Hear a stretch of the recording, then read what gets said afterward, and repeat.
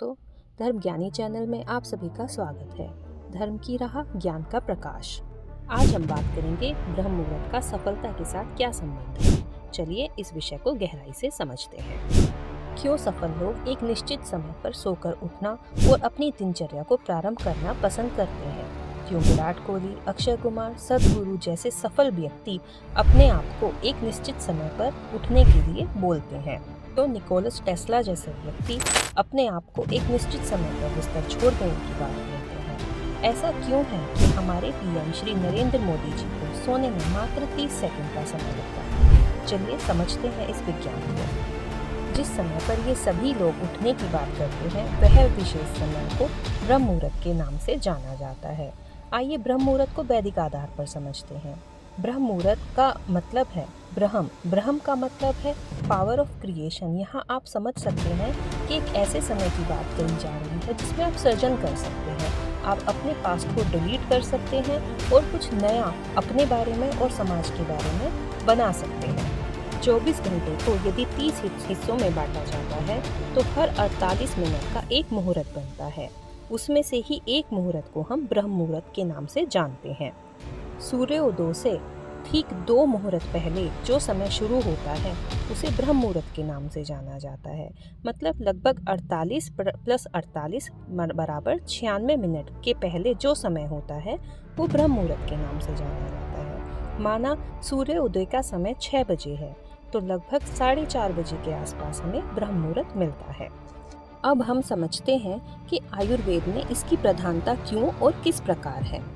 हमारे शरीर में 3 प्रकार के दोष होते हैं: वात दोष, पित्त दोष और कफ दोष। अलग अलग तत्व के बिगड़ने पर अलग अलग रोग होते हैं। जैसे यदि कफ बिगड़ता है तो 20, पित्त बिगड़ता है तो 40 और यदि वात बिगड़ता है तो लगभग 80 प्रकार के रोग हमारे शरीर को पकड़ सकते हैं। आयुर्वेद कहता है कि यदि हम ब्रह्म मुहूर्त में उठते हैं और अपने शरीर को चलाते हैं जिससे सभी जोड़ों में मूवमेंट होता है तो वात दोष जैसी बीमारियां उत्पन्न करता है उनसे हमें मुक्ति मिल सकती है।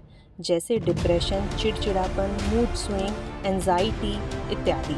लेकिन वहीं जब हमारा वात बैलेंस में होता है तो हमें मेंटली स्ट्रॉन्ग होते हैं जिससे हम सही निर्णय ले सकते हैं। साथ ही भावनात्मक स्तर पर भी हमें मजबूती मिलती है।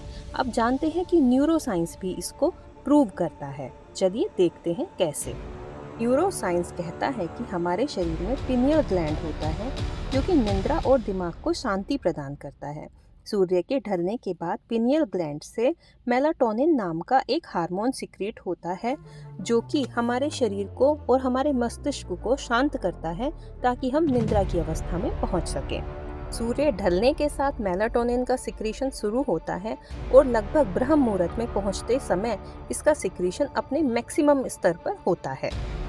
अब यही वो समय है जिस समय हमारा मस्तिष्क सबसे ज़्यादा शांत है और हम अपने सबकॉन्शियस माइंड को रीप्रोग्राम कर सकते हैं और उसे पॉजिटिव थिंकिंग के लिए ट्रेन कर सकते हैं ताकि हम अपनी एंजाइटी, डिप्रेशन इत्यादि से छुटकारा पा सकते हैं।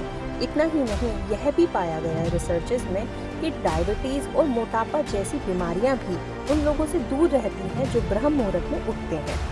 अष्टांग हृदय के अनुसार भी ब्रह्म मुहूर्त को सबसे स्थिर समय माना गया है और माना गया है कि इस समय में सृजनात्मक कार्य किए जाने चाहिए जैसे मेडिटेशन इत्यादि।